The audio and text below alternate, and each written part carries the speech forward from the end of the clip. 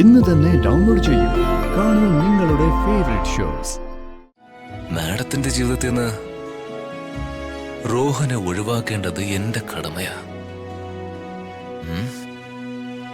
പക്ഷേ റോഹം പോയാലും എന്നോടുള്ള മാഡത്തിന്റെ പ്രണയത്തിന് ഞാൻ എന്ത് സമാധാനം മാഡത്തിന് നൽകുന്നു? ഋതിക മോളുടെ കാര്യത്തിൽ പത്മാവതി മാഡത്തിന് വലിയ വിഷമമായിരുന്നില്ലേ? സ്വന്തം മോക്ക് വേണ്ടി ഒന്നും ചെയ്യാനാവാത്തതിന്റെ മാനസിക ബുദ്ധിമുട്ടില് ആരോടും ഒന്നും പറയണ്ടെന്ന് വിചാരിച്ച് മാഡം കുറച്ചു ദിവസത്തേക്ക് എങ്ങോട്ടെങ്കിലും ഒന്ന് മാറി നിൽക്കാൻ തീരുമാനിച്ചതായിരിക്കും. അങ്ങനെ ആയാൽ മതിയായിരുന്നു.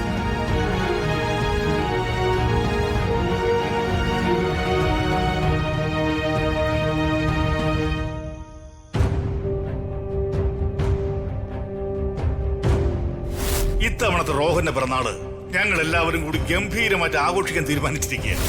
അപ്പൊ നിങ്ങൾ എല്ലാവരും എന്റെ പിറന്നാൾ ആഘോഷത്തിന് വീട്ടിലേക്ക് എത്തണം. അവന്റെ ഒരു ബർത്ത്ഡേ ഫംഗ്ഷൻ ജീവിതത്തിൽ ആദ്യമായിട്ട് ഒരാളുടെ ബർത്ത്ഡേക്ക് ക്ഷണം കിട്ടിയിട്ട് മനസ്സ് ഇത്ര ഇറിറ്റേറ്റ് ആവുന്ന. ഞാനങ്ങ് പോകുന്നില്ല അവന്റെ പിറന്നാളിന്. അവന്റെ മുഖം കണ്ടാലും മതി. ആട്ടിൻകുട്ടിയുടെ തോലിട്ട ഒരു ചെന്നായി അവൻ. ഒന്നും പോരാഞ്ഞിട്ട് അവൻ രാജുവിനെ സ്പെഷ്യലായിട്ട് ക്ഷണിച്ചിരിക്കുന്നു. എന്തായിരിക്കും അവൻ രാജുവിനെ ക്ഷണിക്കാനുള്ള കാരണം? രാജു ഉറങ്ങിക്കാണൂ? എന്തൊക്കെ സഹിക്കണം. എല്ലാവർക്കും എടുത്ത് പാവ പോലെ തട്ടിക്കളിക്കാൻ ഒരു ജന്മം. രാജുവിനൊരു മെസ്സേജ് അയക്കാം. ഹലോ രാജു,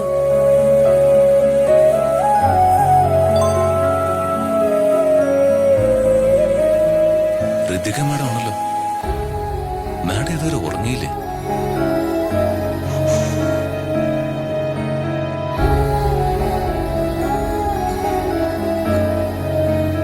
രാജു മെസ്സേജ് കണ്ടല്ലോ. ഒന്ന് വിളിച്ചു നോക്കാം.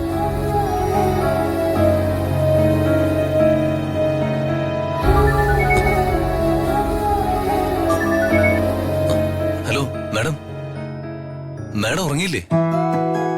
എങ്ങനെ ഉറങ്ങാനോ രാജു? മനസ്സിനൊരു സമാധാനം വേണ്ടേ?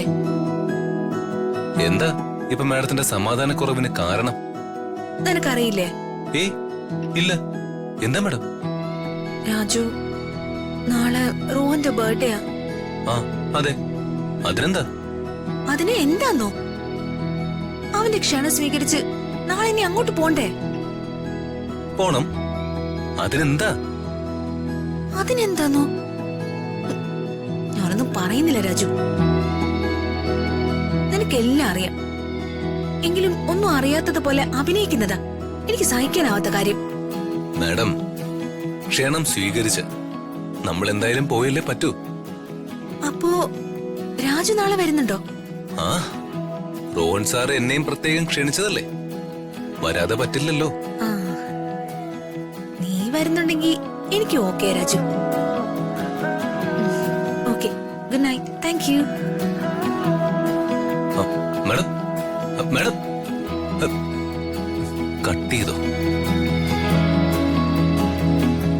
രാജു നാളെ വരുന്നുണ്ടെങ്കിൽ എനിക്ക് എന്ത് പ്രശ്നം ഉണ്ടായാലും അവൻ നോക്കിക്കോളും. അത് മതി. ദൈവമേ, എന്നെ കുറുക്കൻ റോഹന്റെ കയ്യിൽ നിന്ന് രക്ഷപ്പെടുത്തണേ. പാവം ഋതിക മാഡം ആകെ ടെൻഷനിലാണെന്ന് തോന്നുന്നു.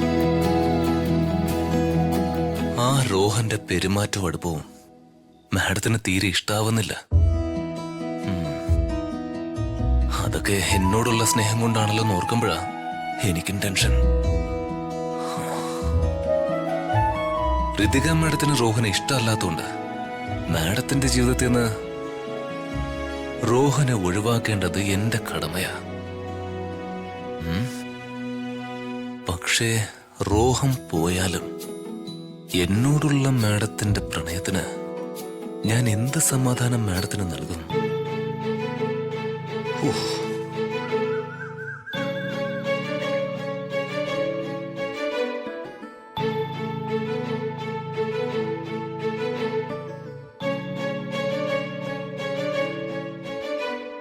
ആരെയും കാണുന്നില്ലല്ലോ. എന്നാലും ഇത് എവിടെ പോയില്ലാരും?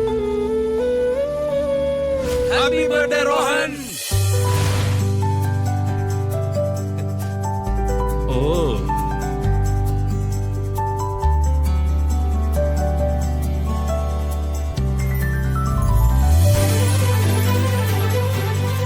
ഹാപ്പി ബർത്ത്ഡേ മോനെ. താങ്ക് യു അച്ഛാ. താങ്ക് യു അമ്മ. ആ നന്നായി വരും മോനെ.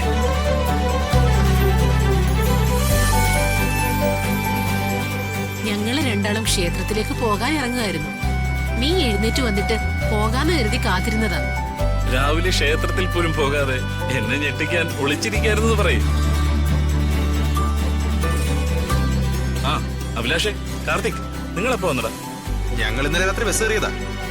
ഏർലി മോർണിംഗ് ഇവിടെ എത്തി. രാത്രിയിൽ സർപ്രൈസ് എന്ന് 12 മണിക്ക് നിന്നെ ഉണർത്തുന്ന പരിപാടി പണ്ടേ നിനക്ക് ഇഷ്ടമില്ലാത്തോണ്ടാ ഞങ്ങൾ നേരത്തെ വരാതിരുന്നത്. അതെന്തായാലും നന്നായി. ആന്റി, പണ്ട് ഹോസ്റ്റലിലായിരുന്നപ്പോ ഒരു തവണ ഇവനെ 12 മണിക്ക് ഞങ്ങൾ കുത്തിപ്പൊക്കി. അന്ന് ഇവൻ ഞങ്ങൾ രണ്ടുപേരും ഓടിച്ചിട്ടിടിച്ചു. ക്ഷമിക്കും മോനെ, ഇവൻ വലിയ ഉറക്കപ്രാന്തനാ. അറിയാം ആന്റി. ഡാ, പിറന്നാളായിട്ട് ഗിഫ്റ്റ് ഒന്നും കൊണ്ടുവന്നില്ലേ? ഓ, വെറുതെ കൈയും വീശിയാണോ രണ്ടും കൂടി ഇങ്ങ് വന്നേ? നിനക്കുള്ള ഗിഫ്റ്റൊക്കെ വരേണ്ട സമയത്ത് കൃത്യമായിട്ട് നിന്റെ കയ്യിൽ വരും. അല്ലടാ, നമ്മൾ കൊടുക്കുന്ന ഗിഫ്റ്റൊക്കെ ഇവന് പിടിക്കുമോ എന്തോ. ഫുഡ് ബി ഗിഫ്റ്റുമായിട്ടൊന്നും വരുമല്ലോ. ഡാടാ, മതിയടാ. ശരി മക്കളെ, രണ്ട് സംസാരിച്ചിരിക്കുക. ഞങ്ങൾ ക്ഷേത്രത്തിൽ പോയിട്ട് വരാം. ശരി അച്ഛാ. വാ. ഡാ, നീ നിന്റെ ഭാവി അമ്മായി അച്ഛനെ ഏതോ വലിയ കേസിൽ നിന്ന് രക്ഷപ്പെടുത്തിയെന്ന് കേട്ടല്ലോ. ഉള്ളതാണോ? എവിടുന്ന്? ഇത് ഇവന്റെ സ്ഥിരം നമ്പരാ. ആരെയെങ്കിലും ഇംപ്രസ് ചെയ്യണമെങ്കിൽ അവരറിയാതെ ഒരു കുഴിയിലോട്ട് തള്ളിവിടും. ആ കുഴിയിൽ നിന്നും അവരെ രക്ഷിക്കാൻ കെൽപ്പില്ലാത്തവരെ സഹായത്തിനായിട്ട് ആദ്യം അയക്കും. സഹായിക്കാൻ ചെന്നവരെ സൈഡാക്കിയിട്ട് അളിയൻ കുഴിയിൽ വീണവനെ രക്ഷിച്ച് സ്റ്റാർ ആവും. ഇതൊക്കെ നമ്മൾ എത്ര കണ്ടിരിക്കുന്നു. നിങ്ങൾ വന്നേ, നമുക്ക് ഒരു ചൂട് കോഫി കുടിക്കാം. അളിയ, നിന്റെ വീട്ടിലെ ജോലിക്കാരി ഇപ്പോഴോ പഴയ കുട്ടി തന്നെയാണോ? ഏയ്, അവള് പോടാ. പക്ഷേ അതിനേക്കാളും സുന്ദരിയാ ഇപ്പൊ വന്നിരിക്കുന്നത്. എങ്കിൽ പിന്നെ കോഫി മാത്രം ആക്കണ്ട അളിയ, നമുക്ക് എന്തെങ്കിലും പലഹാരം കൂടി കഴിക്കാം. ഡാ, കോഫി കുടിച്ചു കഴിഞ്ഞാൽ ഹാള് ഡെക്കറേറ്റ് ചെയ്യണം. അത് ഞങ്ങൾ ഏറ്റളിയാ. ആ, ആദ്യം നീ ഞങ്ങൾക്ക് ആ സുന്ദരി ഒന്ന് പരിചയപ്പെടുത്തി താ. ആക്രാന്തം പിടിക്കാതെ നിങ്ങൾ വാ.